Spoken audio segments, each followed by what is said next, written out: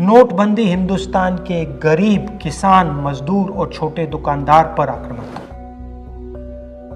नोटबंदी हिंदुस्तान की असंगठित अर्थव्यवस्था पर आक्रमण था। 8 नवंबर 8 बजे 2016 प्रधानमंत्री जी ने नोटबंदी का निर्णय लिया।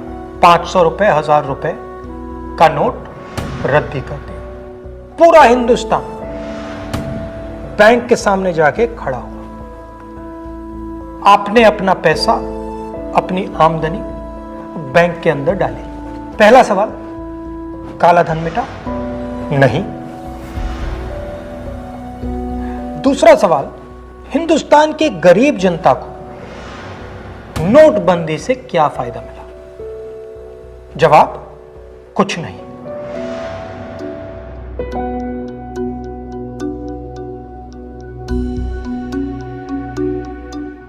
तो फायदा किसको मिला? फायदा हिंदुस्तान के सबसे बड़े अरबपतियों को मिला। कैसे? आपका जो पैसा था, आपके जेब में से, आपके घरों में से निकालकर उसका प्रयोग सरकार ने इन लोगों का कर्जा माफ करने के लिए किया।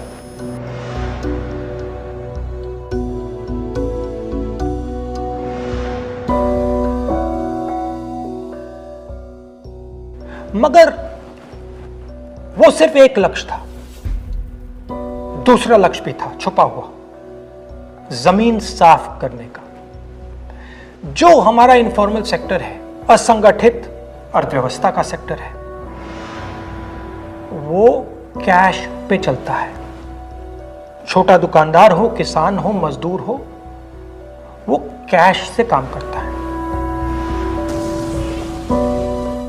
नोटबंदी का दूसरा लक्ष्य, जो जमीन साफ करने का लक्ष्य, असंगठित अर्थव्यवस्था के सिस्टम से नगद कैश को निकालने का।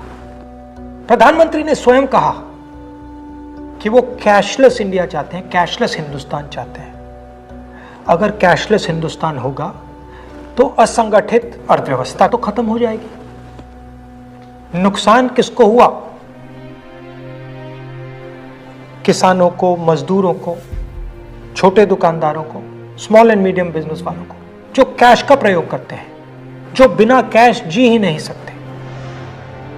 नोटबंदी हिंदुस्तान के गरीब, किसान, मजदूर और छोटे दुकानदार पर आक्रमण था। नोटबंदी हिंदुस्तान की असंगठित अर्थव्यवस्था पर आक्रमण था। और हमें इस आक्रमण को पहचानना पड़ेगा और पूरे देश को मिलकर इसके खिलाफ लड़ना पड़ेगा।